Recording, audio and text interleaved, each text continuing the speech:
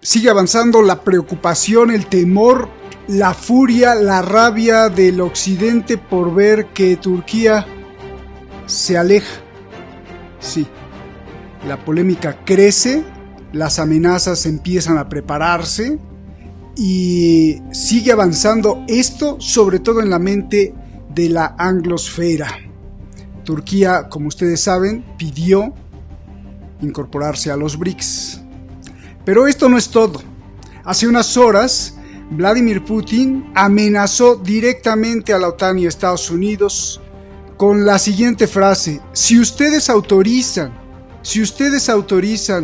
a Zelensky y a Ucrania a usar sus misiles de largo alcance dentro del territorio ruso, entonces la Federación Rusa tomará acciones nunca antes vistas, yo diría así. Y esto implica la doctrina nuclear. Y esto implica todo el esquema que tiene preparado Rusia para una conflagración nuclear. Y esto implica incluso una tercera guerra mundial o una guerra nuclear, o sobre todo una tercera guerra nuclear que ya ha comenzado y que el imperio ha perdido ya desde el comienzo. De todo esto y más es justamente los temas que ha preparado Javier Martínez en esta clase magistral. Como saben, esto es Detrás de la Razón. Soy Roberto de la Madrid y esto siempre ha sido suyo. Comenzamos.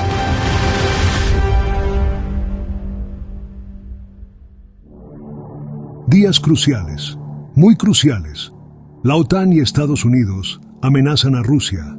Primero, lo acusan de estar obteniendo misiles de la República Islámica de Irán y de Corea del Norte. En primer lugar, para librar esta guerra contra Ucrania, Putin recurre cada vez más al apoyo de Irán y de Corea del Norte. En algunos casos, lo hace para obtener armas, con lo cual incumple varias resoluciones del Consejo de Seguridad de la ONU. Hace tiempo que desde Teherán se proveen drones letales. Crearon una fábrica de drones en Rusia y han entrenado al personal ruso para operarlos. Pero Estados Unidos lleva tiempo advirtiendo que existe otra amenaza, que es el suministro por parte de Irán de misiles balísticos para que Rusia utilice en Ucrania. Hemos enviado advertencias públicas a Teherán y también les hemos advertido en privado que dar ese paso constituiría una escalada considerable. Segundo, y lo más importante, y lo más grave, Estados Unidos y la OTAN sopesan autorizar a Ucrania a que utilice sus misiles de largo alcance dentro de Rusia. Vladimir Putin, hace unas horas, contesta y amenaza. Si Estados Unidos autoriza a que utilicen sus misiles para atacar territorio adentro de Rusia, entonces Estados Unidos estará en guerra con Rusia.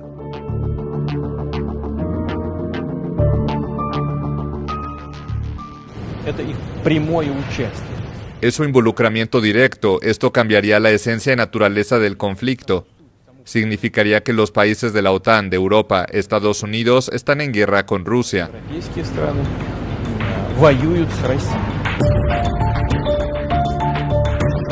La advertencia que hace Putin va acompañada de la presión interna por aplicar una doctrina de arma nuclear que ponga un alto de una vez por todas. Tomaremos las correspondientes decisiones partiendo de las amenazas que nos creen. Todo esto frente a estos sonidos.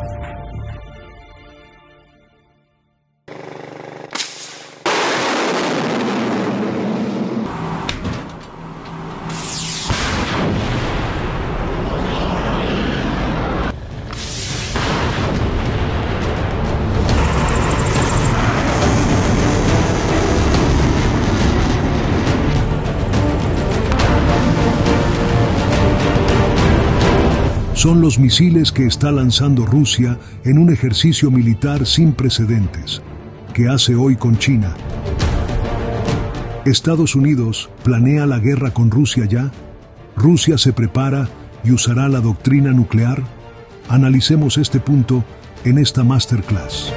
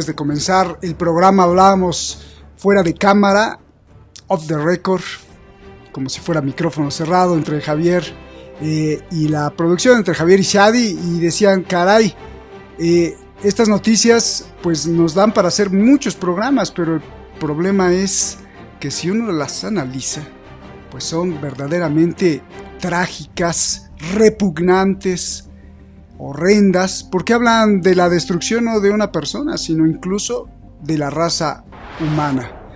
¿Verdad que sí, Javier? Pues vamos directamente, está Javier Martínez con nosotros. Javier, has preparado esta clase magistral con varios puntos que son justamente, creo yo, tú ya nos los dirás, los nodos que atraviesan la actualidad, las noticias de hoy, la actualidad de hoy y sobre todo la preocupación de hoy. Desde la furia política que se puede convertir en amenaza militar y económica contra Turquía, hasta, no sé, ya nos dirás tú, las tonterías o el arriesgue de la vida humana de parte de los belicistas con esto de autorizar cohetes de largo alcance, y entonces pues ahí está la contramedida, la doctrina nuclear de Rusia, de la cual pues te has preparado, yo creo que profundamente. Así que pues adelante, ¿con cuál comenzamos? Comenzamos como venía en el orden. Turquía se aleja, parece canción de amor, ¿no? Turquía se va, y bueno, ¿esto será bueno o será malo? Adelante, Javier, gusto en saludarte y el micrófono es tuyo. Hola Roberto, hola seguidores de Detrás de la Razón, hola equipo de Detrás de la Razón. A veces las noticias tienen una cara y una cruz, y viendo estos días el magnífico programa que hicisteis el otro día sobre el acercamiento de Turquía o la petición de Turquía a los BRICS, empecé a ver también la otra cara de la moneda, ver si realmente esto es bueno, si esto realmente pone nervioso a Occidente o esto es realmente un caballo de Troya de Occidente. Voy a intentar desarrollar esta idea. Los BRICS están de moda, esto está claro. Los BRICS de docenas de países han mostrado interés en querer adherirse.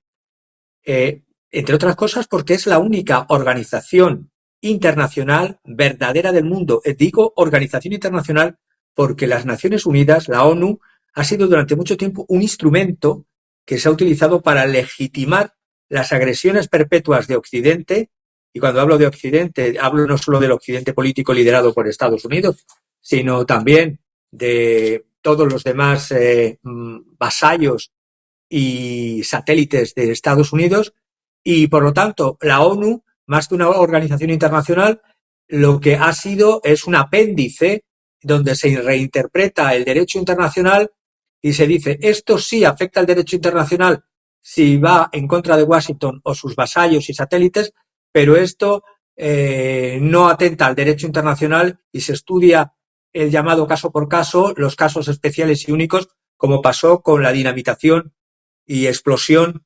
buscada y balcanización de Yugoslavia y de la guerra de Yugoslavia. Porque recordemos, después de desmantelar Yugoslavia, Washington quiso dividir aún más el corazón de Yugoslavia, que era Serbia, que eran el corazón de los eslavos de Occidente.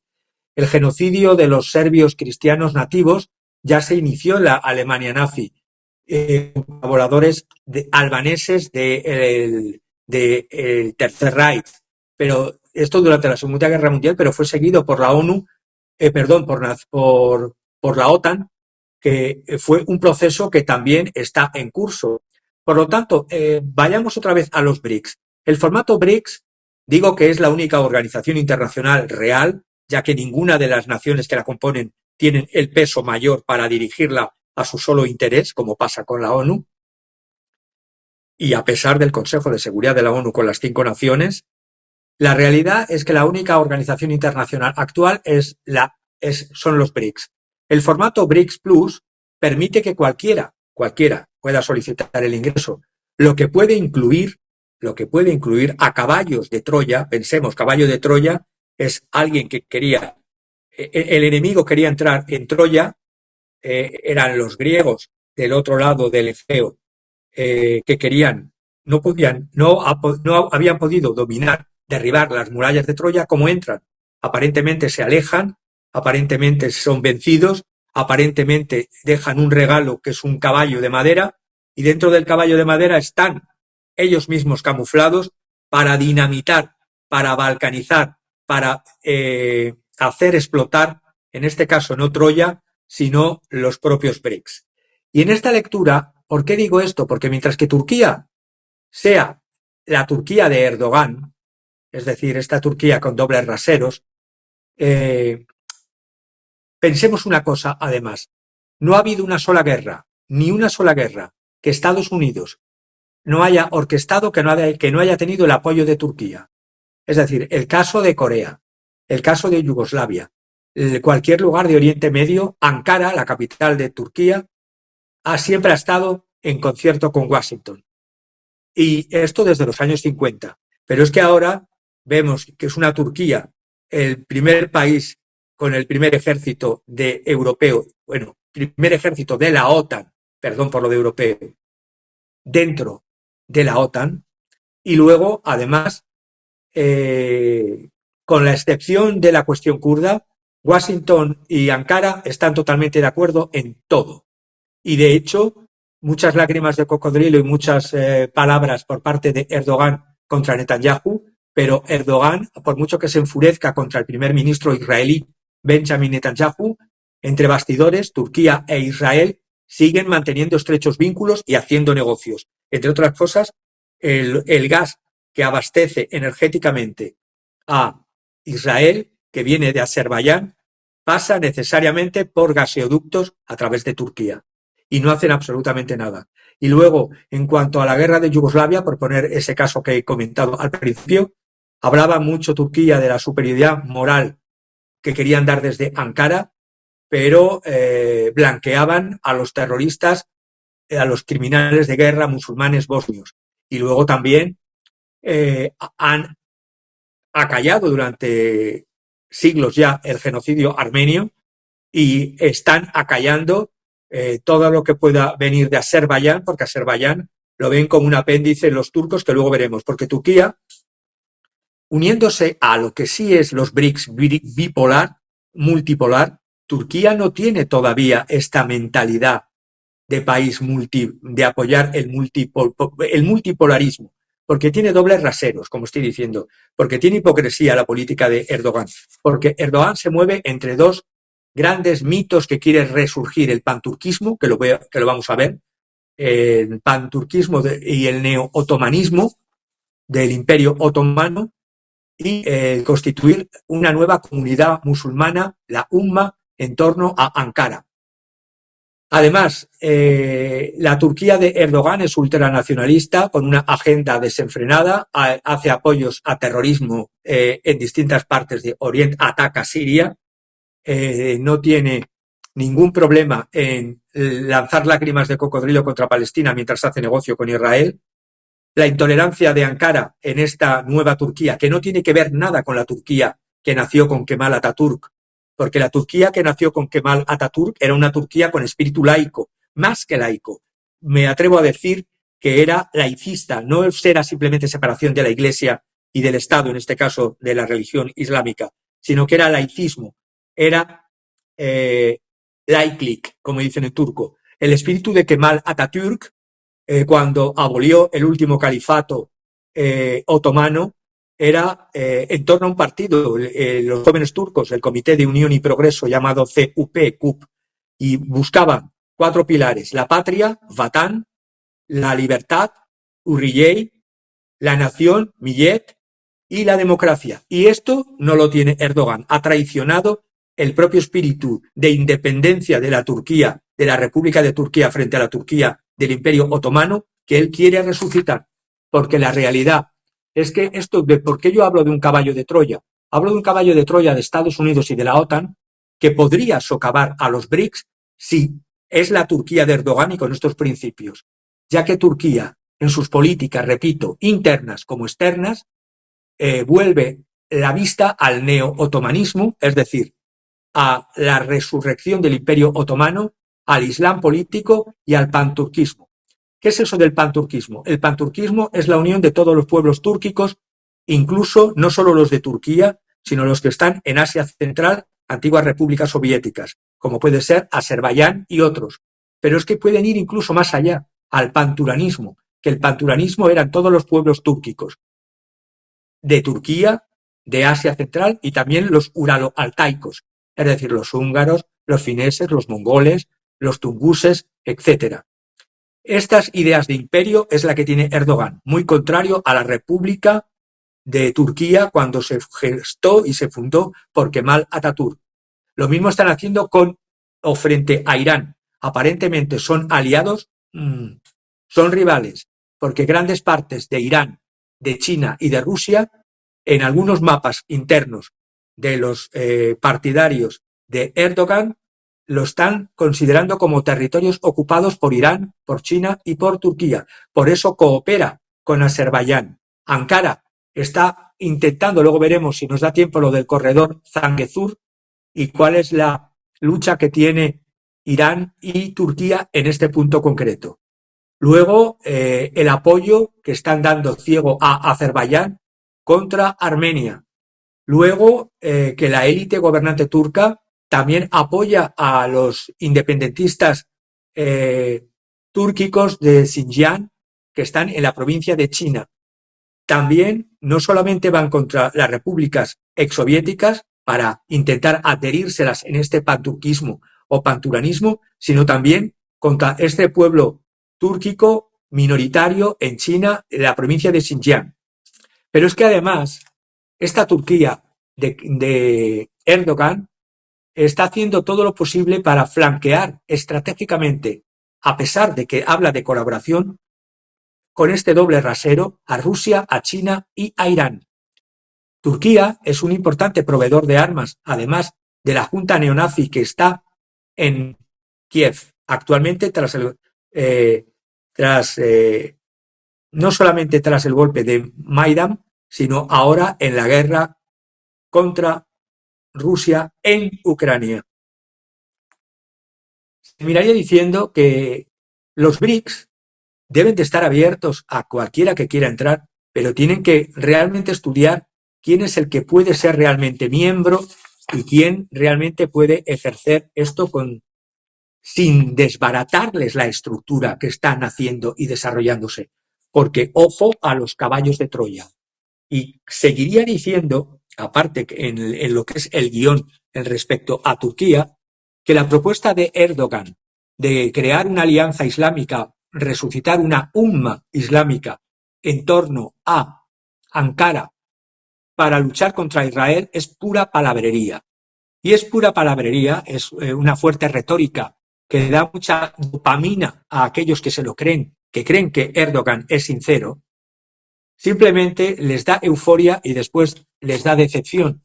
Porque si vemos, por una parte, como Erdogan, y repito lo que decía, es la voz o quiere ser la voz del panturquismo, por una parte, la unión de todos los pueblos túrquicos de Asia Central para resucitar un nuevo imperio neo-otomano pantúrquico. Y dos, también quiere ser la voz, quiere ser la novia en la boda y el muerto en el entierro. También quiere ser la voz de toda la comunidad musulmana internacionalmente o umma. Esto no lo aceptan los países del Golfo, evidentemente ni Arabia Saudita. Pero la última guerra de Israel contra Hamás ha sido la excusa perfecta para borrar del mapa, erase, o erase, como se diría deletreándolo en español, erase Palestinians, borrado de palestinos, borrado del mapa de los palestinos de Palestina, y lo único que ha suscitado en Erdogan es mucha palabrería, mucho, por así decirlo, teatro, pero sigue manteniendo las relaciones económicas. De hecho, el gas que nutre el potencial energético de Israel, que es el gas que viene de Azerbaiyán, pasa por Turquía. Y luego, la unión de todos los pueblos árabes contra Israel, pues vemos que Egipto sigue manteniendo sus fronteras cerradas. Si convertirse Turquía en líder de la umma, eso es resucitar el imperio otomano en un neo-otomanismo. posicionar a Turquía como una potencia militar regional y que ningún país musulmán, al menos los del Golfo, se van a subordinar a esta sumisión o presencia turca, y menos Arabia Saudita, que luchó por ser Arabia Saudita contra el Imperio turco, creyendo a los anglosajones que harían una patria árabe, cuando, como siempre, todo lo que viene de la anglosfera pacta con ellos y luego te traicionan por detrás. Y terminaría diciendo que es una burda utilización propagandista de Erdogan. ¿Por qué? Y termino, ¿por qué no corta las exportaciones de petróleo de Azerbaiyán a Israel que pasan a través de Georgia y de Turquía? Porque Ankara no se va a molestar con su socio y aliado Azerbaiyán. Sería interferir económicamente y eso sí, le atacarían de una violación del derecho internacional. Cuando se vuelan gaseoductos como el Nord Stream 1, Nord Stream 2, es la doble vara que decía al principio de Naciones Unidas, de la ONU, ahí no hay violación del derecho internacional ni se quiere investigar. Pero es que además hay otra salida para Erdogan.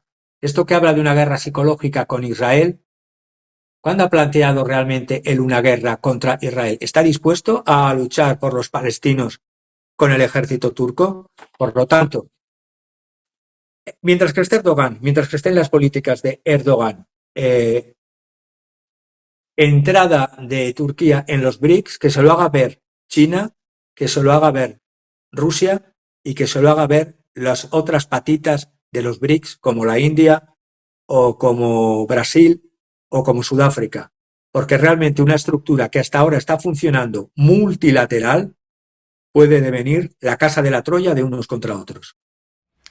Qué bueno que viste el programa, Javier, porque, bueno, primero quiero decirles que el programa que hicimos sobre la incorporación de Turquía a los BRICS, la petición que hace Turquía a Rusia y a China, al Kremlin, a Putin y a Xi Jinping, ese programa lo hicimos con el doctor Julio Roldán, que por cierto, pues es amigo de Javier Martínez y que por cierto Javier Martínez lo invitó a Detrás de la Razón.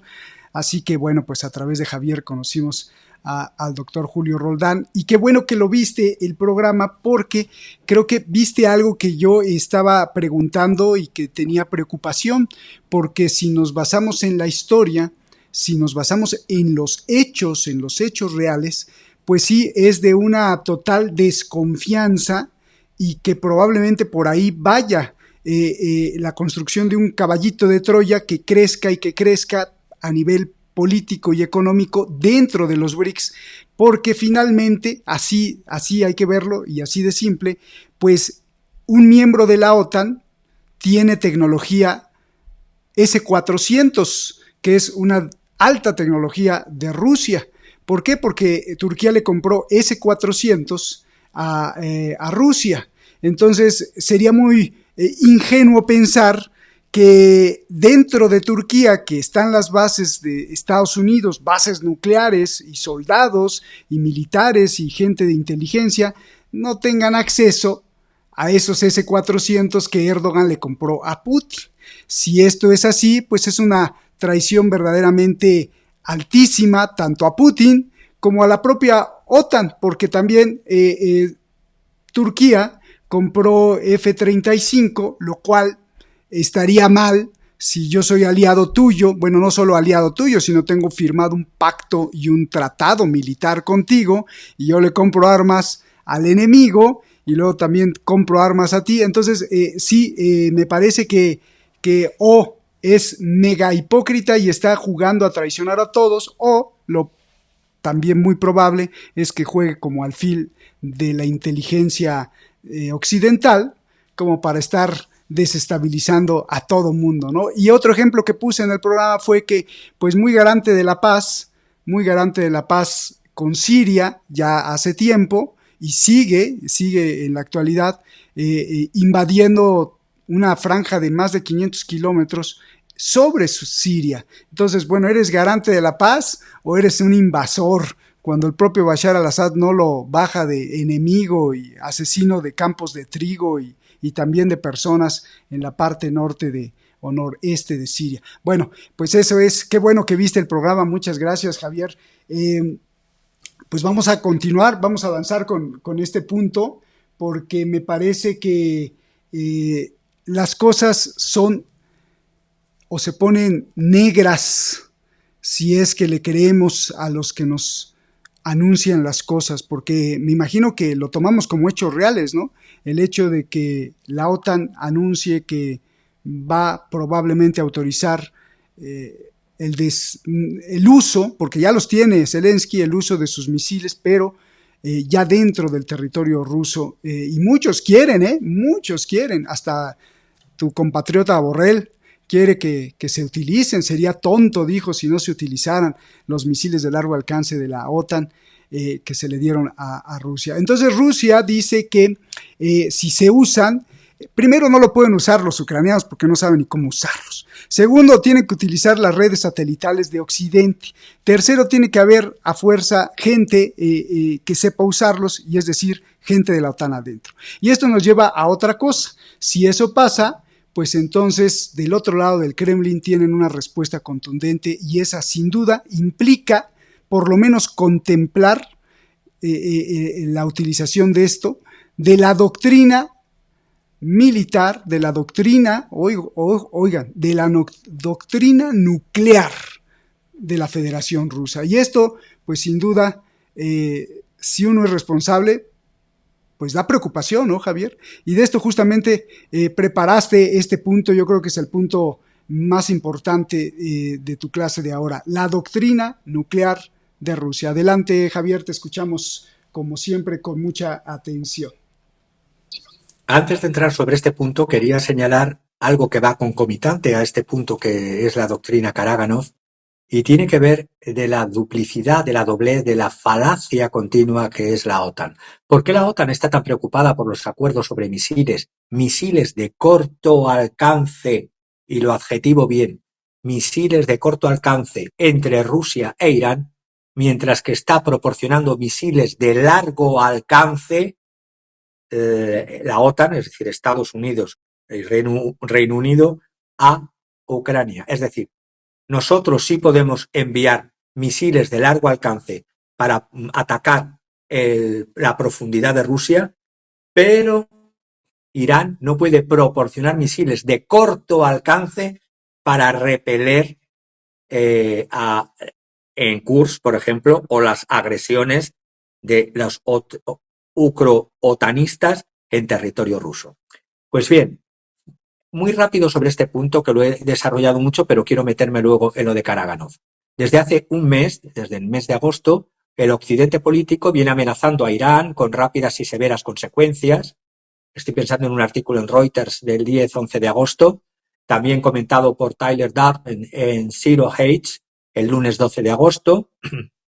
Más o menos, Irán decía entrenando al personal ruso para operar con el sistema de misiles balísticos de corto alcance FAD-360, que es similar a los HIMARS de Estados Unidos. Líderes iraníes lo negaron en Naciones Unidas el día 10.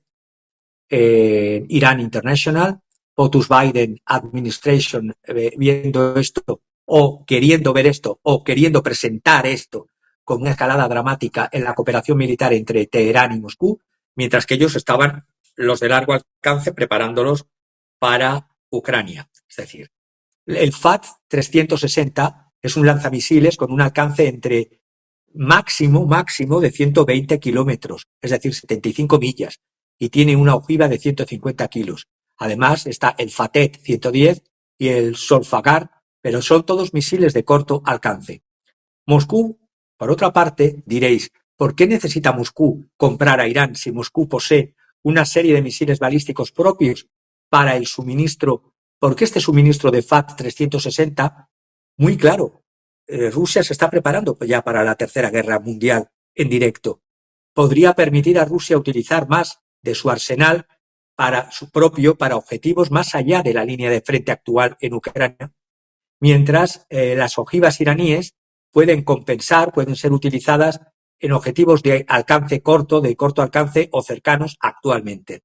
Rusia, a su vez, ha aumentado los suministros de defensa aérea a la República Islámica. Cuando están amenazando con nuevas sanciones a Irán, ya no sé qué más sanciones caben, pues está proporcionando aviones Sukhoi a Irán. Y todo esto desde el momento que se produjeron los asesinato a 31 de julio del líder de Hamas, Ismail Haniyeh, que por parte de Teherán amenazaron también que iban a hacer la intemerata y luego ha sido todo mucho fuego de artificio. Oye, perdón que te interrumpa, Javier. Entonces, estos misiles que está vendiendo Irán a Rusia, yo pensé así, de bote pronto, que eran porque se le estaba acabando a Rusia los misiles para la guerra con Ucrania. No, yo pensé que era para Ucrania. No, estos misiles son para Ucrania, por supuesto, son en la guerra en Ucrania, pero para seguir manteniendo y aumentando el stock del arsenal que tienen preparado para la guerra, que ven clara que no, que es imparable. O cambia la administración y con la nueva administración, si es verdad que una nueva administración Trump permite que se pare la guerra, y si no, la guerra va hacia adelante y hacia escaladas, que es lo que vamos a ver. Entonces tienen que preparar inteligentemente y fríamente antes de desgastar. Es más barato que gastar un misil ruso, que es más caro de fabricación. Es mejor comprarlo en el mercado, un misil de corto alcance iraní. Es una cuestión de economía de guerra y una cuestión de gestión de recursos en la guerra, porque estamos hablando de misiles balísticos SRBM de corto alcance, no de los misiles balísticos IRBM, que son misiles balísticos de alcance intermedio, que esos sí los tiene también Irán. Esos no los quiere Rusia porque también tiene. Moscú, el sistema de misiles es insuperable en sistemas de misiles de primera categoría, ya sea en alcance, ya sea en velocidad, ya sea en maniobrabilidad. También es verdad que desde el tratado INF del 1987, el Kremlin, que se creyó a Occidente, ¡ay, cómo creísteis! Tanto Yeltsin como Gorbachev, como el propio Putin, cuando estaba en el G8, creer a Occidente. Cuando tú hablas con las lenguas de la anglosfera, tienes que ponerte el parche del pirata y hablar en su misma lengua. Porque después del tratado INF de 1987 con el Kremlin, el Kremlin eliminó la gran mayoría de su arsenal de misiles de alcance corto y de alcance medio entre 500 y 5.500 kilómetros. Después, de Estados Unidos se retiró, curiosamente, Trump, en el 2019, desde el tratado, acordaros, tratado INF que se tenía que renovar, se retira unilateralmente Estados Unidos. Desde entonces, ambos países, y con las dos administraciones, han trabajado en reintroducir nuevamente estos misiles balísticos, de corto y de medio alcance. En las décadas posteriores a la Primera Guerra Fría, porque ahora estamos viviendo la Segunda Guerra Fría y camino de la Guerra Caliente, el único sistema de alcance ESRB, es decir, de corto alcance, eran en Rusia, en la Unión Soviética y luego en Rusia, los Iskander. Todavía tienen Iskander, pero no tiene rival este misil, el Iskander, en plataformas terrestres. Y luego tiene el misil hipersónico 9M723, pero es más costoso. Tanto el Iskander M como el 9M723 se quieren dejar en la retaguardia, en el stock, por lo que pueda suceder, por lo que pueda ir sobreviniendo. Por lo tanto, y termino con este punto, es mejor comprar misiles norcoreanos Hwasong 116A KN, llamados KN-23 o King Iskander, a los coreanos, o aún más barato que el 9M722 o 723 ruso, comprar los misiles iraníes. Por ejemplo, los misiles iraníes tienen un alcance de 300 kilómetros, los rusos de 500 kilómetros. Mejor reservar lo que tienen para lo que venga e ir comprando los Hwasong norcoreanos o los Solfagar y el otro misil que he comentado a Irán.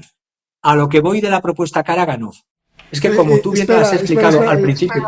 Antes de que vayas con Karaganov, entonces todo lo que estás diciendo, perdón que te vaya interrumpiendo, pero voy atando cabos, esto cuadra, checa, esto está relacionado con el cambio, que a lo mejor algunos no entendieron, y que nosotros lo dijimos aquí, de quitar al ministro, que posiblemente le está causando muchos problemas, no creo que le caiga mal porque es su íntimo amigo, Sergei Shoigu, pero quita al ministro de Defensa, o sea, al máximo, al mandamás del ejército de Rusia, y pone curiosamente a un economista. Entonces, al poner al economista, parece ser que ya estamos viendo los cambios y los resultados, tal como lo dijiste tú. Esto es por una cuestión de economía para ahorrarse aventar los misiles rusos y mejor le compro a Norcorea, le compro a Irán, que pues en la producción salen más baratos porque los rusos tienen pues una tecnología mucho más alta. Fíjate cómo se van acomodando las cosas y cómo las jugadas de ajedrez son no de un día para otro, sino vienen ya de atrás. Esto ya viene de meses y se venía planeando, y por eso es que ya no vemos al experto militar de 1000 batallas, sino de pronto a un economista que todos se preguntaron, bueno, ¿y por qué hace un economista ahí dirigiendo al ejército de Rusia? Perdón que te haya interrumpido, Javier. Es una apreciación perfecta la que has hecho, porque en la guerra no solo se gana con militares, se gana también con la logística, con el aprovisionamiento y con la gestión de los recursos materiales y humanos. Y la gestión de los recursos materiales y humanos, qué mejor que un economista para cuadrar lo que estaba siendo descuadrándose o se estaba descuadrándose porque todos los intentos falsos de Occidente de paz, por supuesto, el fiasco del Minsk I, Minsk II, que fue un tomar el pelo a Putin, y Putin creyó nuevamente como sanpetersburgués. Los de San Petersburgo tienen una visión de Occidente distinta de los de Moscú. Los de Moscú han sabido por la historia que Occidente, y sobre todo si es de la anglosfera, sea Reino Unido o sea Estados Unidos, hay que mirarles con el parche en el ojo del pirata. Pero los de San Petersburgo siempre han creído que por eso de ser una capital creada por Pedro el Grande a la manera occidental, con sus maravillosos canales y una construcción preciosa, y trayendo a holandeses y calvinistas franceses a la ciudad para hacerla surgir de los pantanos, la mentalidad, el espíritu del pueblo de San Petersburgo, de donde es Putin, se ha dado realmente cuenta de que ni Minsk I, ni Minsk II, ni tampoco los acuerdos de Ankara, los de Estambul, perdón, los intentos y además siendo el mediador Turquía, de Erdogan, que todo era pura farfulla, era tomarse tiempo para lo que está planeado desde, lo que vengo diciendo desde hace tiempo, la desmembración de Rusia como se desmembró Yugoslavia. Solo que Rusia no es, la Federación Rusa no es Yugoslavia, y por lo tanto no es un ratoncito que se quiere comer la gran boa de la anglosfera. Ese es el problema para los de la anglosfera y para Occidente y para sus satélites, entre los que estamos España. La propuesta de Karaganov. Mira quién está ahí, Javier. Ahí está Karaganov. Exactamente. La propuesta de Karaganov es, a ver, para presentarle muy brevemente, Sergei Karaganov es un respetado intelectual ruso, es presidente honorario del influyente Consejo de Política Exterior y de Defensa de Rusia, es el supervisor académico de la Escuela Superior de Economía de la Facultad de Economía Internacional y de Asuntos Exteriores, y habla de guerra y habla de armas, porque es polifacético. El año pasado ya hizo una propuesta de que había que cambiar la doctrina nuclear rusa, porque la doctrina nuclear rusa frente a la doctrina nuclear norteamericana, la doctrina nuclear norteamericana siempre ha contemplado la posibilidad de un primer ataque preventivo. Los rusos jamás, ni con los soviéticos, ni con la Federación Rusa posterior, jamás concebían un primer ataque preventivo. Eso iba en contra de sus principios. Para los anglosajones, no. Los anglosajones y sus principios, los de la anglosfera, y no hablo del pueblo anglosajón, hablo de la anglosfera, de la élite, son como los principios de Groucho Marx. Estos son mis principios y si me doy la vuelta, los cambio si me conviene y son otros principios contrarios. El año pasado hice una propuesta de un primer ataque nuclear contra Europa, Karaganov. Pero ahora, el día 11, es decir, hace unos días, en entrevista a la publicación Commerzant, habló y he extraído todo del ruso al inglés y del inglés al español para tenerlo en Detrás de la Razón lo siguiente. A ver si me da tiempo a lo principal que decía Karaganov. La actual doctrina nuclear de Rusia no cumple la función de disuasión. Cuando existía la distensión, es decir, cuando las dos grandes potencias, Unión Soviética y Estados Unidos, estaban enfrentados en la Primera Guerra Fría, no había guerras entre ellos o calentamiento de guerras directas entre ellos, porque cada uno se sabía que podía autodestruirse, la mutua defense destruction, la mutua destrucción de ambos. Era la distensión que funcionaba. Pero ahora Karaganov dice que la actual doctrina nuclear de Rusia no cumple con esta función de disuasión. Y si bien es verdad que funcionarios de Rusia dicen que están trabajando en actualizar esta doctrina nuclear, vamos a verlo. Los fundamentos de la política estatal de la Federación Rusa en la esfera de disuasión nuclear exigen cambios. Y aquí está Sergei Karaganov en esta entrevista con Elena Chernienko en la publicación Kommersant. Dice, entre otras cosas, la doctrina y la política actuales de Rusia en el ámbito del uso de las armas nucleares permanece anclada en la carcasa de los años 60 y los años 70, sin encontrar sus verdaderas raíces. Mantener esa carcasa hace inutilizable en un 99,9% el poder nuclear ruso, que sepamos es el poder nuclear más grande del planeta. ¿Y por qué? Porque ya no es herramienta de disuasión para la anglosfera. Porque la anglosfera, primero, como no tiene el principio que ellos sí tienen de primer ataque preventivo y como no tiene el principio que vamos a ver cómo ha ido cambiando. Millones de personas murieron en el pasado, dice Karaganov, por tener que Rusia tuviese un escudo nuclear y que nadie pudiese atacar ni por aire ni por tierra territorio ruso. Eso lo hemos visto durante toda la época de la distensión y de antes de la distensión, cuando estaba la tensión de la Primera Guerra Fría entre la URSS y Estados Unidos. ¿Habéis visto algún episodio de ataque por aire o por tierra contra la Unión Soviética? Jamás, ¿verdad?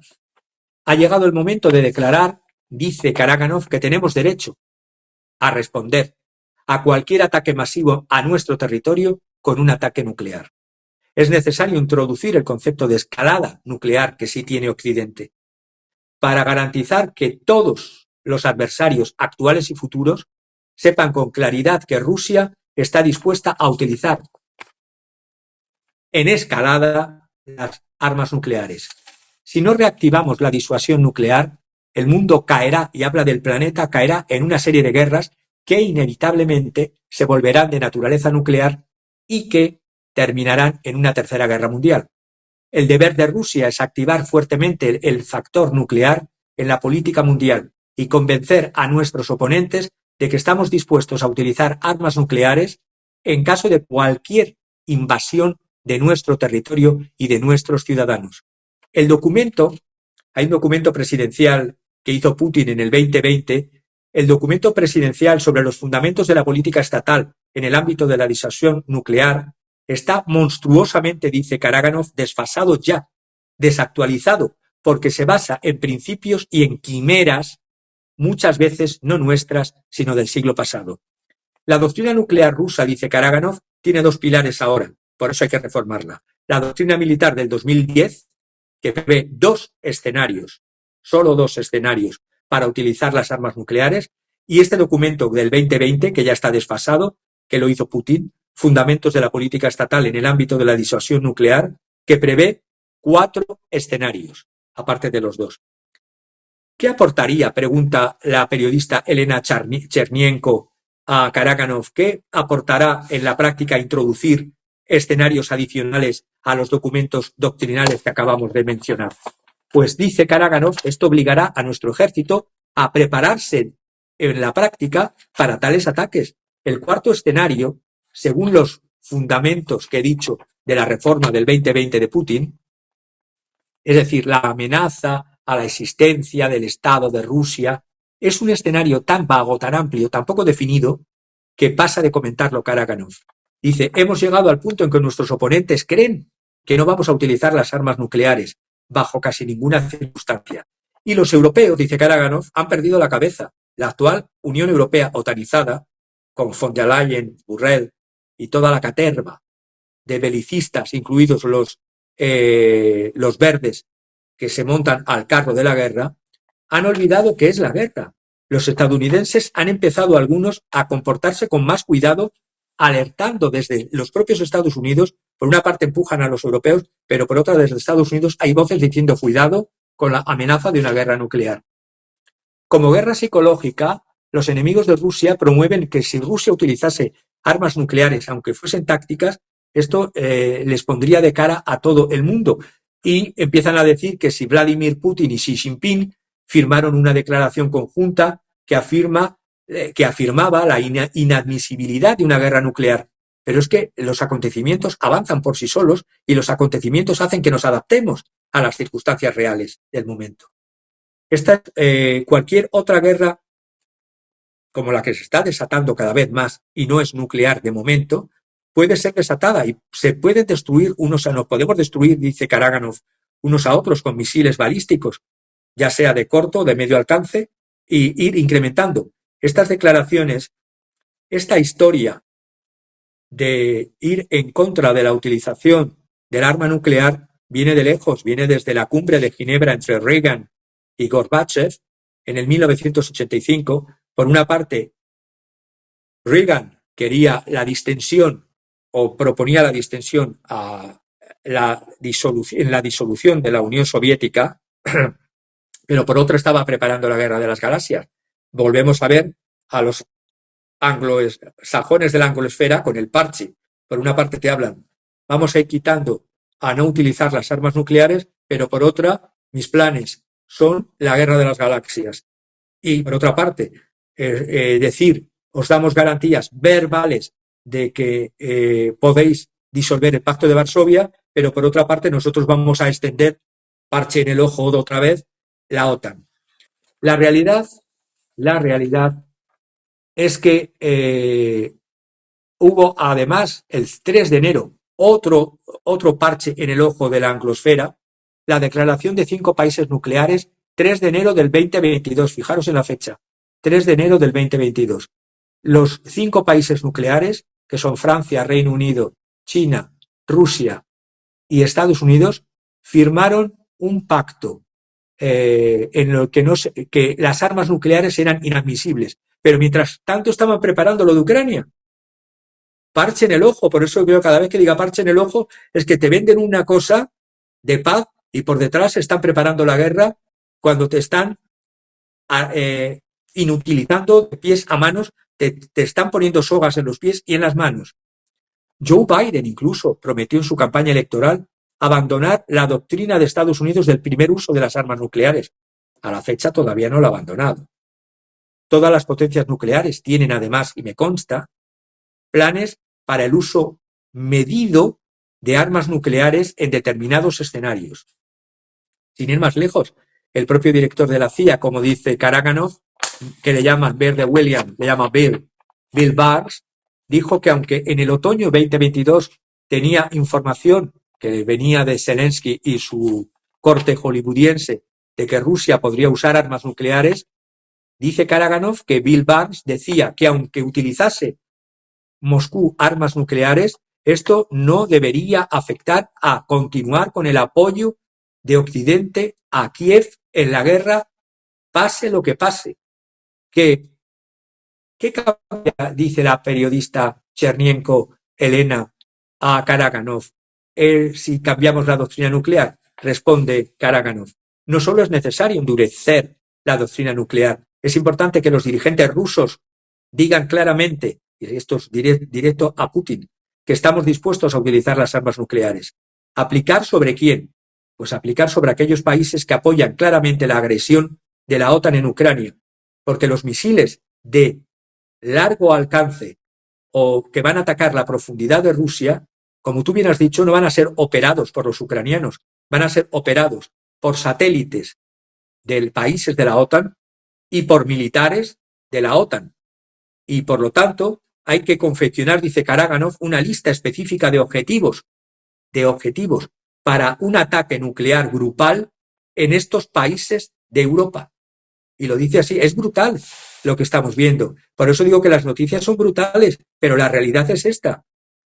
William Burns amenazó con que recibiríamos un monstruoso golpe destructivo de armas convencionales si llegábamos a Kiev. Por lo tanto, entonces tendríamos derecho a un segundo ataque nuclear contra un número mayor de objetivos. Ya están introduciendo Karaganov la doctrina de la escalada nuclear que sí tiene Occidente. Y si continúan atacando, dice Karaganov, aumentaremos la escalada. Tendremos el derecho a atacar bases de Estados Unidos en los países de la OTAN. ¿Esto es camino directo hacia una guerra nuclear total? Pues sí. Él dice que ojalá y pide a Dios que así no sea. Él es ortodoxo. No sucederá si saben, dice Karaganov, que estamos listos los rusos, pero para eventualmente usar armas nucleares sí o sí. Vladimir Putin insiste en que es suficiente con el potencial de armas convencionales para alcanzar los objetivos que Moscú tenía fijado. Pero estos son los objetivos de Moscú y Putin no se da cuenta que los objetivos, no quiere darse cuenta, que los objetivos de Occidente es acabar con Rusia como Estado-nación. Endurecer la doctrina nuclear y amenazar con un ataque nuclear contra cualquier acción agresiva del enemigo, ¿esto no debilitaría más o difuminaría más las líneas rojas? Pregunta la periodista Chernienko a Karaganov. Dice Karaganov, hubo un ataque con drones ucranianos contra el Kremlin. ¿Qué debemos esperar? ¿A que siga habiendo lanzamientos sin que respondamos de alguna manera? Debemos hacer entender que se está librando una guerra de destrucción, una guerra de demolición contra Rusia, y los enemigos de Rusia, dice Karaganov, han de comprender que es imposible demoler a Rusia sin sufrir también consecuencias. Y también precisa para terminar, Karaganov, los ataques nucleares deben de ir precedidos de advertencias sobre ataques no nucleares, es decir, que los primeros ataques no deberían ser nucleares, según la teoría de la escalada. Según esta teoría occidental, hay entre 10 a 15 pasos para que Occidente pueda considerar el ataque nuclear, aparte del ataque preventivo. Pues bien, Rusia está en el 5º paso. Todavía tienen 5 pasos más por delante. Y si no reactivan la disuasión nuclear, no evitarán la destrucción de la humanidad. Esta es la doctrina rusa que se quiere poner en boga o en funcionamiento por parte de Karaganov. Hay otros analistas a los que sigo y que en este caso estoy en contra de lo que dicen, como es Andrei Korivko, al cual admiro y estimo, porque Andrei Korivko, que es ruso y escribe desde Estados Unidos, dice que no hay que cambiar la doctrina nuclear y que los compromisos que ha hecho Putin, como los que he dicho antes, pero es que los compromisos van cambiando según el enemigo va violando todas las leyes habidas y por haber. Y además, una falacia de Andrei Korivko, para mi parecer que es una falacia, dice, si permites que los militares hagan ataques nucleares tácticos, ¿podían atacar entonces propio territorio ruso porque está el enemigo allí? No. Nadie se tira una bomba, por pequeña que sea, nuclear sobre su propio territorio, amigo Korivko.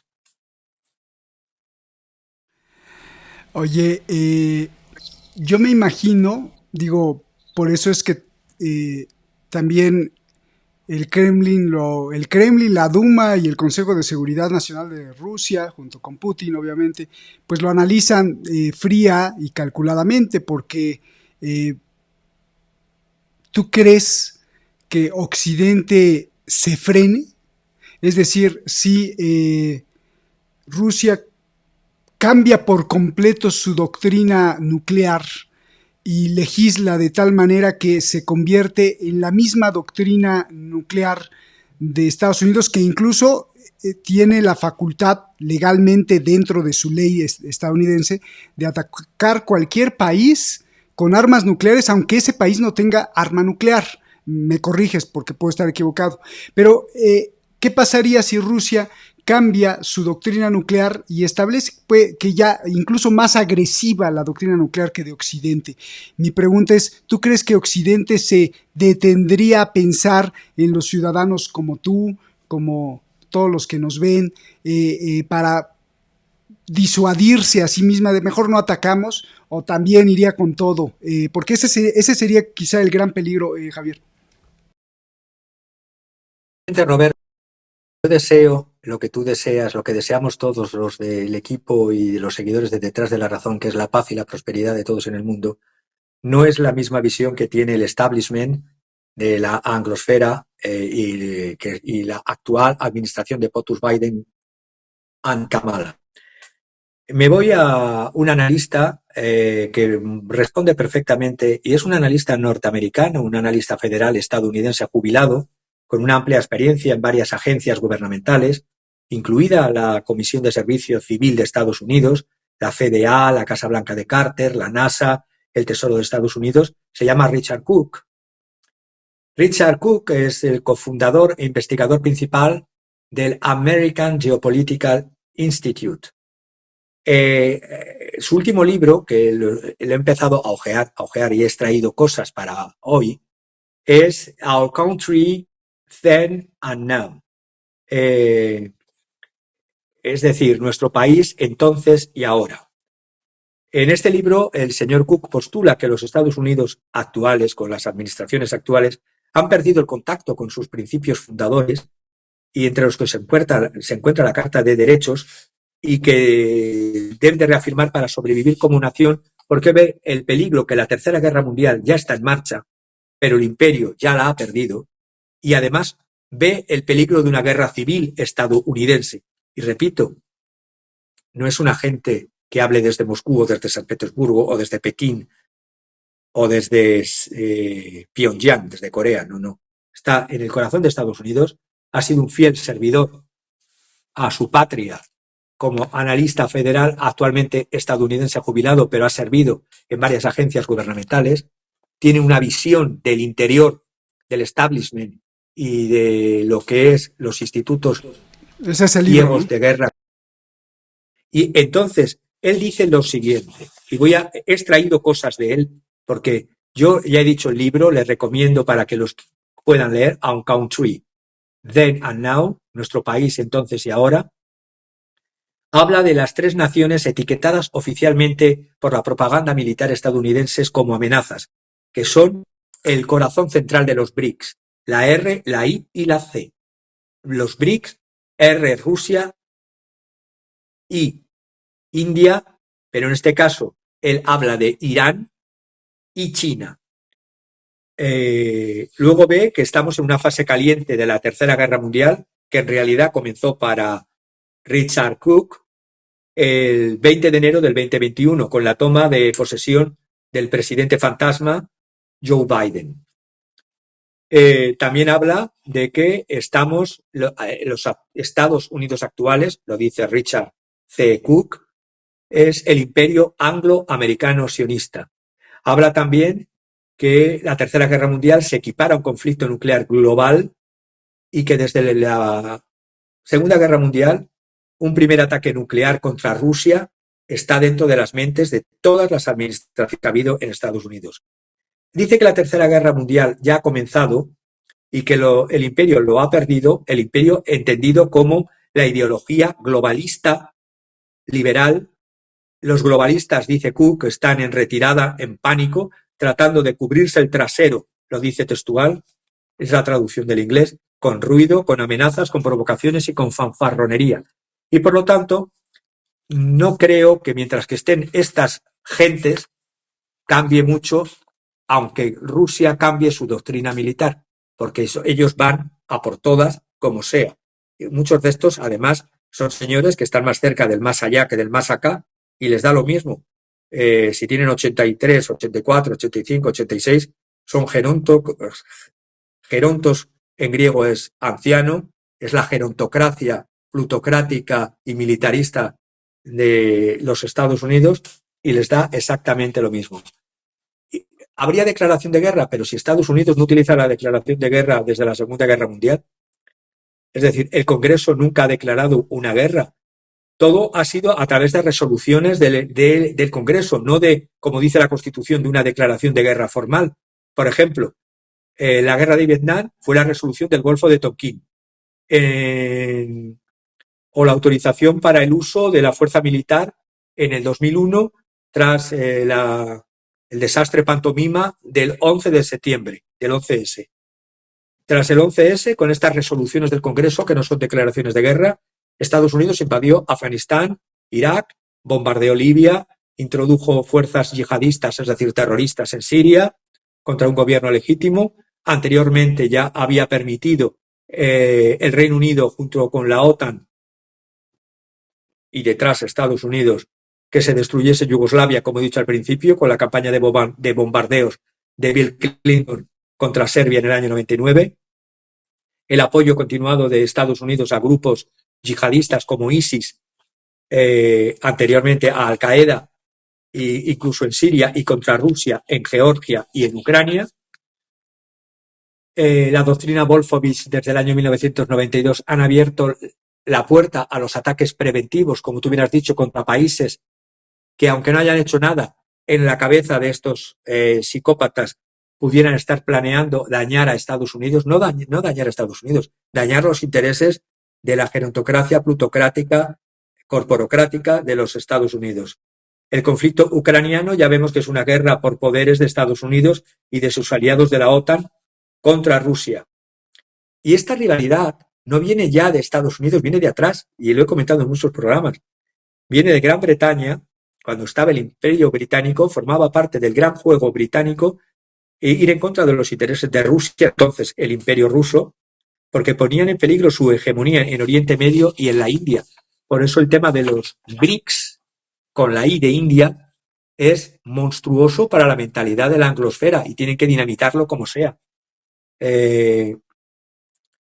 Todo lo que se produjo con el golpe de Estado en Maidán en el 2014 es crear un Estado títere pro-occidental para ir luego armando y entrenando a las Fuerzas Armadas ucranianas, primero contra su propia población, la del este, la del Donetsk, la de Donetsk y la de Lugansk, que desde el 2014 les estaban masacrando. Recordemos personas quemadas vivas en la casa de los sindicatos por parte de las fuerzas de Kiev. Pero eso es un derecho humano. Es un derecho humano hacer brochetas con seres humanos vivos.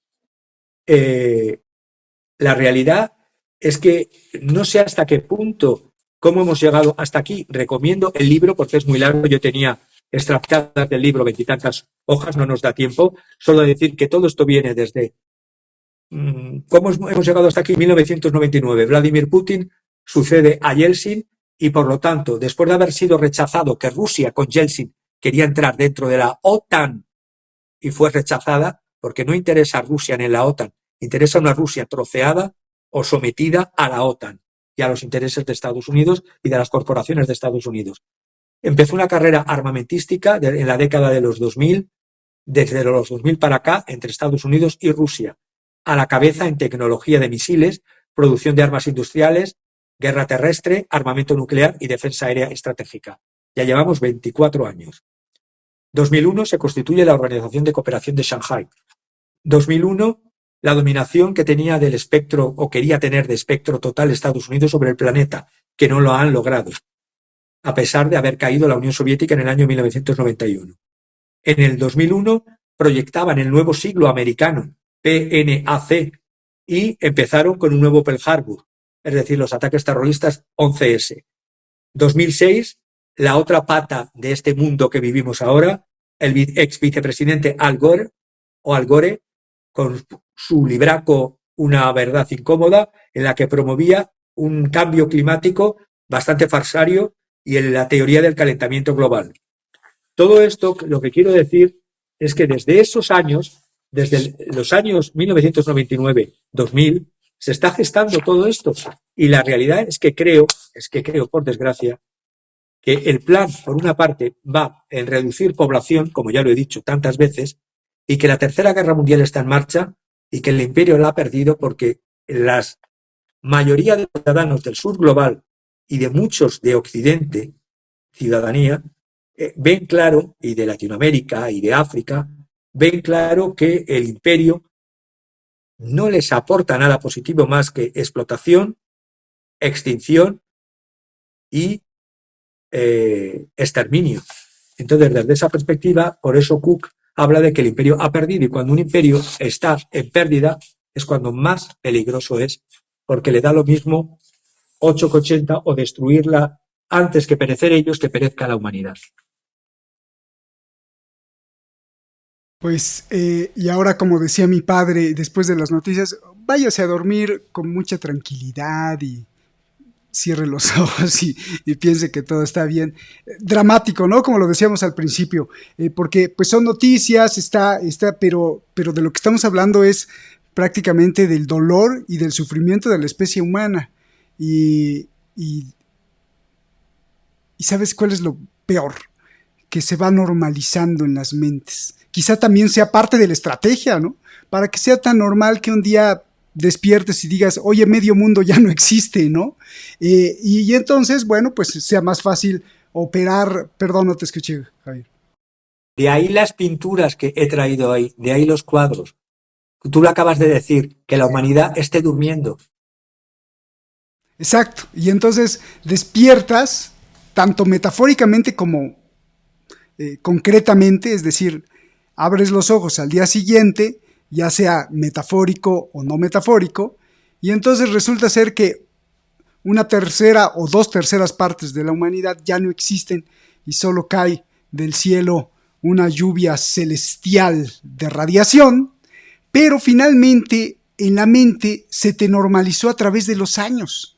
O sea, como que lenta y profundamente, sin doble sentido, lenta y profundamente se te fue manejando la mente para que la sociedad que quede, ya estoy especulando mucho, no lo sé, a lo mejor estoy bien loco, pero la sociedad que quede, pues quede normalizada a eso y que además hasta dé gracias, ¿no? Que dé gracias de que salvaron al mundo porque hay constante, no sé si te fijas, en los grandes medios de comunicación, yo veía un artículo de New York Times, creo, o no sé, del Washington Post, que decía que el hiperconsumo está generando el apocalipsis, nos está acercando al apocalipsis, es decir, que la gente esté comprando demasiado y hay además demasiadas ofertas, demasiadas marcas de shampoo, de cosméticos, porque todo esto pues finalmente está dañando los mares, la producción, la quema de hidrocarburos,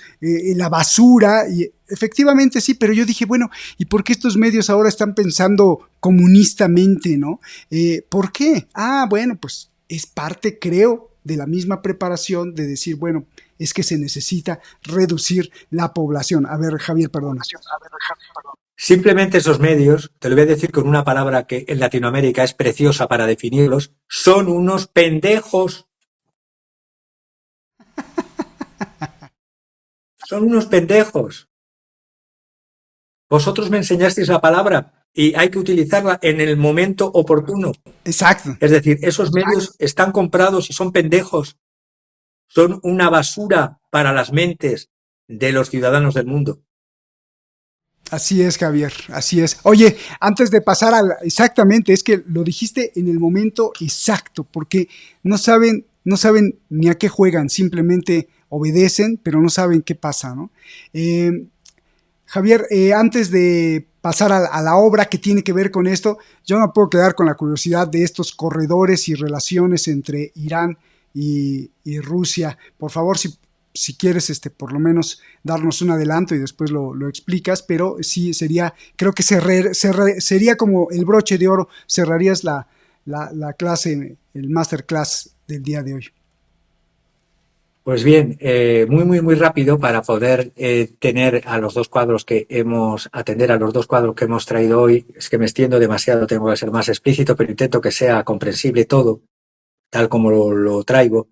Hay una ruta que va a través de Azerbaiyán, el sur de Armenia, que conecta Azerbaiyán con Nachivan, es decir, la otra parte de Azerbaiyán que está bajo la parte del territorio de Armenia y que conecta directamente con Turquía.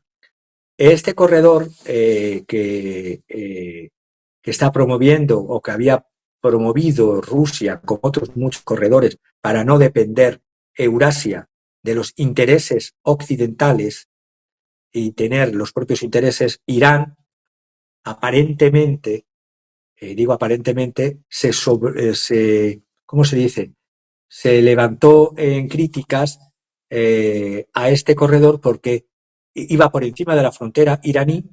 Pensemos, la frontera norte de Irán está Azerbaiyán, está Armenia y está Nakhchivan. Y quería que en vez de pasar por esos países, que el corredor fuera por territorio iraní. Es una cuestión económica de ambos. Es decir, el corredor Zangezur, que fue acordado por Azerbaiyán, Armenia y Rusia en su última cláusula de alto el fuego de noviembre del 2020, mediada por Moscú, se trata de un proyecto puramente económico que defenderían los servicios de guardas fronterizos rusos del FSB. No es un proyecto de carácter territorial revisionista que ataque a intereses iraníes. Pero aquí o se han cruzado los cables de algunos iraníes o han intentado algunos iraníes, no digo el gobierno de Irán, algunos iraníes, barrer para su casa y que en vez de pasar por estos territorios por el norte de Irán, pasarse a través de Irán, pero es un corredor que molesta a Occidente, el de Zangezur, y que si los iraníes se oponen a este corredor, estarían poniéndose del lado de Occidente, aunque ellos lo que quieren realmente es un corredor alternativo que pase a través del río Aras en el nordeste y por lo tanto a través de Irán hacia Armenia.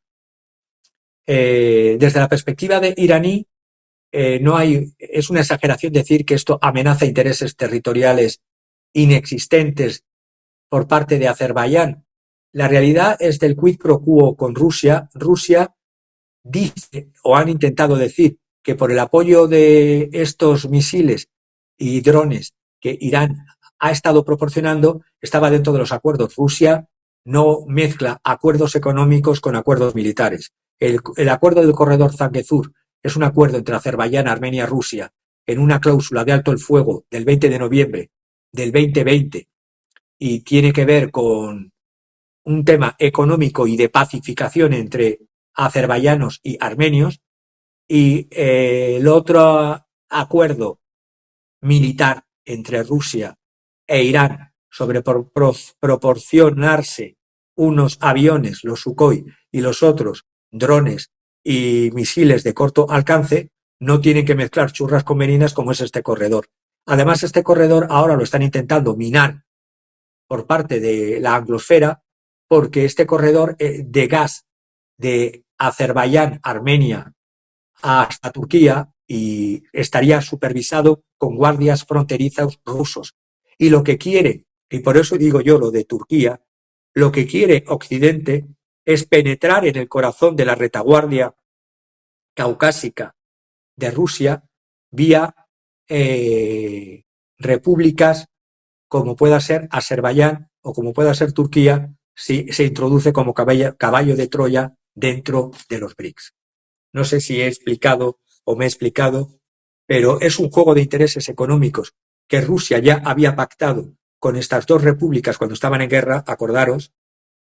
Ahora Irán puso el grito en el cielo, pero ha debido de callarse ese grito porque los Sukhoi importan más que el corredor y por lo tanto los misiles y los drones es comercio que hacen los iraníes, a pesar de que, repito, Rusia tiene misiles, pero los quiere dejar en stock y en retaguardia por lo que va a venir, por lo que está viniendo. Y simplemente era eso, es decir, que Occidente puso el grito en el cielo a este acuerdo entre Turquía, Azerbaiyán y Armenia, con la garantía de Rusia y la supervisión de los guardas fronterizos rusos del FSB, porque veía que ahí no podía meter zarpa, entonces Occidente, aunque fuese por la vía turca. Qué complejo, porque más cuando vives allá ves, finalmente sí importan los sentimientos y sí importa la historia. Entonces muchísimos iraníes ven con desprecio a Azerbaiyán, a los azeríes, no de Irán, sino a los azeríes de Azerbaiyán, y los ven con desprecio porque ese Azerbaiyán era de, o sea, Bakú era de Irán, ¿no? Y entonces Rusia, pues se los prácticamente, así como a México le quitaron la mitad del territorio de los Estados Unidos, pues Rusia se robó a Azerbaiyán, y entonces ven con mucho desprecio a todos esos azeríes, a todos esos ciudadanos. Por el otro lado, además, Turquía muy a propósito, pues le ha apoyado demasiado a ese Azerbaiyán, al país. También hay que recordar que Irán tiene Azerbaiyán del Norte o Azerbaiyán Occidental y Oriental, pero eso es dentro de Irán como melancolía y remembranza de que el otro Azerbaiyán era de ellos. Por el otro lado, y además, tienen mucha simpatía histórica y de alma con los armenios. Entonces se complican todas las cosas porque Armenia y Azerbaiyán significa un nudo en la garganta para los iraníes, porque tampoco les conviene justamente que Armenia tenga una hegemonía o tenga un poder ahí específico, porque le harían competencia también a Irán. Entonces es verdaderamente complejo, verdaderamente complejo. Por el otro lado, y como si faltara leña al fuego, el primer lobby que manda, sin duda, sionista en Estados Unidos, pues es el judío israelí sionista, pero uno de los lobbies más poderosos después de ese es el armenio. Pero, como si faltara leña al fuego, el lobby más grande que tiene mucho poder extranjero en Rusia no es más que el lobby armenio. O sea, la gran cantidad de armenios que hay en Rusia es gigantesca, o sea, el poder que tienen de influencia es gigantesco. Entonces, se mezclan tantas cosas que la fórmula o la ecuación es muy difícil de despejar, de resolver, porque si apoyas esto o si tomas partido, entonces estarías en contra también de lo que tú apoyas, y es muy complejo justamente ese. Y luego, por si fuera poco, entre azeríes, entre Azerbaiyán y Armenia se están peleando por pedacitos de tierra como Nagorno-Karabaj, como los pedacitos en donde unos apoyan dentro de Armenia a los azeríes y otros viceversa. Entonces es verdaderamente caótico, y eso puede ser también un motivo de fuego entre las potencias, porque ahí están involucrados todos. A ver, perdóname, Javier, adelante. No, perfecto.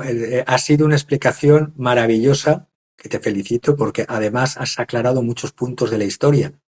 Pero es que, como cierre, diría a lo que tú has comentado y que asumo plenamente, es que una vez más vemos que los pueblos van por una parte, los pueblos son azuzados a enfrentarse en sí, y los capitales transnacionales de la clase capitalista transnacional, ya sea armenia, ya sea azerbaiyana, ya sea sionista, ya sea de donde sea, juegan en otra liga.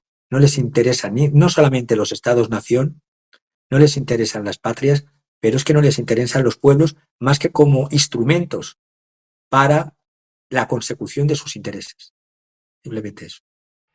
Pues gracias, Javier. Y aderezando lo que tú dices, por si fuera poco, en Azerbaiyán, quien maneja los hidrocarburos son dos corporaciones gigantescas.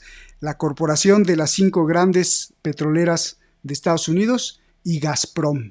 Entonces, imagínate nada más el galimatías en caso de que se llegue a quebrar el más o menos estable relación entre Azerbaiyán y Armenia. Es terrible. Pero bueno, justamente por eso nos traes unos cuadros. ¿Cuál nos vas a poner primero? ¿Por qué los escoges? Están buenísimos y seguramente va a estar más buenísima la interpretación. Javier, adelante. Perdón. Desnudo que puede escandalizar a las mentes puritanas que solo miran lo superficial. Este cuadro es de Lucian Freud. Aunque nació en Alemania, vivió en Reino Unido y desarrolló su obra en Reino Unido. Es el nieto de Freud, el inventor del psicoanálisis, sí. Lucian Freud es el nieto. Esta pintura, que tiene como título Sunny Morning 8 Legs, es decir, mañana del domingo 4 piernas, Ate Late. Es del año 97. Es una obra que está expuesta en The Art Institute of Chicago y también promocionada por las galerías Aquabella Galleries. Es una obra en la que el pintor, y voy a explicar por qué la traigo, es una pintura, un óleo sobre lienzo de 132 centímetros del año 97. Fue pintada en el estudio que tenía en Londres el nieto de Freud, Lucian Freud, en Holland Park. Es de estilo expresionista. Vemos a un hombre desnudo con su perro. Primero, fijémonos en el detalle. ¿Quién es este hombre desnudo? Es su asistente personal. Hay que señalar que Lucian Freud era un gran amante del sexo femenino, que tuvo varios hijos desperdigados por el mundo, como yo digo, pero que aparte de pintar mujeres y hombres desnudos, pintaba unos tipos de desnudos como muy expresionistas, muy de pieles muy blancas, muy mortecinas, de pieles, por así decirlo, que reflejaban hasta las poses, las actitudes psicológicas. No por ello era el nieto de Freud. Y aquí vemos a su asistente personal, David, ¿cómo se llamaba? David Davison, creo que era el nombre, era David, con su perro pequeño, es un Whippet o Whippet, Eli, que curiosamente el perro es pariente del perro que tenía Freud llamado Pluto, es decir, de la camada que fueron saliendo del perro de Freud, el nieto tuvo este perro. Vemos al perro y al amo durmiendo con cabezas hacia atrás, en eso que la cabeza hacia atrás refleja, no pongamos la parte de debajo de la cama todavía. Lo de debajo de la cama es la interpretación que yo le doy, que muchos psicoanalistas le han dado también, y que viene a cuento al programa. Primero vemos al perro y la cama, con la ventana, en esa habitación descarnada y, a mi parecer, bastante desastrosa, sucia. Se quieren centrar en la figura retorcida de el amo y de el perro, ambos con la cabeza echada hacia atrás en una situación de estupor, que es cuando se tiene un sueño muy profundo y muy cómodo. Le quedémonos con estos dos conceptos, sueño profundo y cómodo. El ser humano dormido, el animal dormido en un sueño profundo y cómodo. Las rodillas dobladas y el perro acurrucado. Pero, ¿qué vemos debajo de la cama?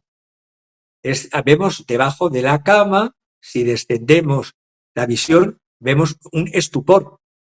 Algo que es unas piernas fantasmales, fragmentarias, debajo, más abajo de la cama, debajo del colchón, por así decirlo. Unas piernas que están en posición contraria, como si fueran unas piernas cortadas, que rompen con la imagen de arriba, que es una imagen dulce, soñolienta, una imagen como que no es consciente de lo que pasa. Es el ego lo que hay arriba, el yo. Debajo es el ello, todo lo que está detrás y oculto de cada ser humano y de cada, por así decirlo, no voy a ser junguiano en este caso, pero también el inconsciente colectivo, si me permitís. Arriba está el yo de David y el perro, y debajo hay enterradas, debajo de la cama, unas piernas que están contorneadas en sentido contrario a como él está, y que a mí se me asemejan como que es la figura del ello. Está el yo y el ello, esas dos instancias del psicoanálisis. Pero a esto lo traigo también, este cuadro, a la situación actual. Una humanidad que duerme placenteramente con sus mascotas, con sus placeres, con sus día a día de trabajo, de sobrevivir, pero por debajo no ve lo que tiene incluso debajo de su cama. Ese ello monstruoso, esas piernas cortadas, ese despiece de humano, ese horror siniestro que hay debajo de la cama. Ese horror siniestro que otros que no controlamos, que ese otro que no controlamos y que nos controla, que es el ello, y que yo lo quiero hacer extensivo a las fuerzas que controlan nuestras vidas sin que seamos conscientes de ello y que juegan a la manera de un ello amenazando al propio yo, al propio ser humano. Ese sería la primera lectura. Es decir, vivimos un sueño de placentero y cansancio también civilizatorio, pero por otra parte no nos damos cuenta de lo que tenemos debajo de la cama. Y lo que tenemos debajo de la cama puede ser monstruoso.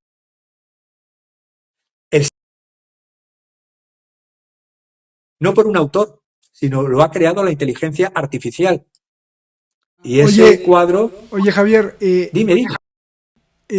Cuando enviaste este cuadro y vi al que estaba abajo en las piernas, bueno, abajo del colchón estaban unas piernas, dije, ¿no será que pues le vi a la cara al que está durmiendo desnudo? Dije, pues a lo mejor se ve como que está preocupado y sufriendo, o bueno, también puede ser que tenga una pesadilla, pero al de abajo dije, ¿no será que el de abajo es el consciente que se dio cuenta que ahí viene la bomba atómica y mejor se metió abajo de la cama? Es un chiste, pero también puede ser el miedo, ¿no? El miedo, no lo sé. Ahí invertiste los planos como yo hice la lectura. Yo puse el consciente, el yo, en la parte de la cama es un yo que vive durmiente, que vive ciego, que vive ajeno a la realidad. Y lo que hay debajo es el terror, lo inconsciente, lo que no se espera y está despedazado y está contorneado justamente al contrario de lo que tiene encima de la cama. Entonces mi interpretación ahí de esta obra, evidentemente que Lucian Freud no pensaba en la Tercera Guerra Mundial cuando lo hizo, pero yo he querido traer para dar a conocer obras de autores, por una parte, a nivel cultural de nuestro programa, pero también para reinterpretarlas a la luz de los hechos de lo que estamos hablando y de lo que se nos viene encima. Claro, yo por eso te dije a manera de cuestión lúdica de una broma, cuando yo lo vi, como no sabía tu interpretación, dije, ¿qué será? Como viene la de la bomba atómica, dije, ¿qué será? Este cuate se ha de haber metido allá abajo con miedo, pero independientemente de la broma, pues sí, muchos están aterrados, muchos están aterrados, pero yo creo que tu interpretación es la más clara y magnífica, bravo. Y esto pues nos lleva hacia la bomba nuclear. A ver, Javier. La bomba nuclear que ya Occidente, a través de su adalid Estados Unidos de América, lanzaron sobre una población que no tenía bombas atómicas, como eran las poblaciones de Hiroshima y Nagasaki, y que ahora dicen que lo hicieron para terminar una guerra, es decir, se puede acabar una guerra tirando bombas atómicas sobre Hiroshima y Nagasaki, y celebrar eso con el propio Japón, en el propio Japón, los Estados Unidos, y decir que eso fue un bien para la población japonesa, y los japoneses, vasallos fieles, los gobiernos de Japón, de Estados Unidos, tragársela. Ahí vemos a un hombre de espaldas, no da la cara, es decir, el mal nunca da la cara, que está viendo el hongo nuclear arrasando toda una ciudad y lo contempla con serenidad, con la serenidad de el que contempla el Armagedón y se cree fuera del Armagedón, el que contempla el mal absoluto y se cree amo y señor de las vidas y de la existencia de seres humanos, animales, naturaleza, vida en general. Entonces, este cuadro, curiosamente, no lo ha creado un humano, lo ha creado la inteligencia artificial y lo estuve viendo obras que la máquina y la inteligencia artificial haya creado. Es curioso que si pasase esto, Dios quiera que nunca, que ni el humano que da la espalda, que no da la cara, no estuviese vivo, que solo permaneciese algunas máquinas, alguna inteligencia artificial para ver lo que el mal de la locura, de los madness que dirigen el planeta, han provocado en el planeta, y esto lo ha creado una inteligencia artificial. Fue cuando vi la obra, dije, ¿quién la ha creado? Estuve mirando y no, la ha creado la propia aplicación como estos chats que hablamos hoy día del chat GPT y de otros que ya hemos hablado, y este Armagedón nuclear con un humano dando la espalda, lo ha creado la máquina para decirnos la propia máquina: esto es lo que os espera si seguís por esta vía.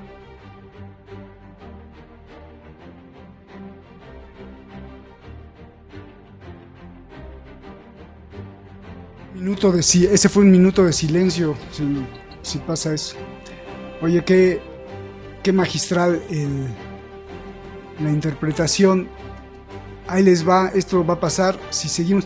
Pero yo creo que para aderezar, ya que esto lo hizo la inteligencia artificial, ¿no será que el que está de espaldas, ignorando todo y dándonos la espalda al que observa, no será que ese no es un humano, sino es la representación humanizada de la propia inteligencia artificial, que lo ve con una arrogancia de ver la destrucción y decir: se murieron, y ahora quien existe es esta mente virtual?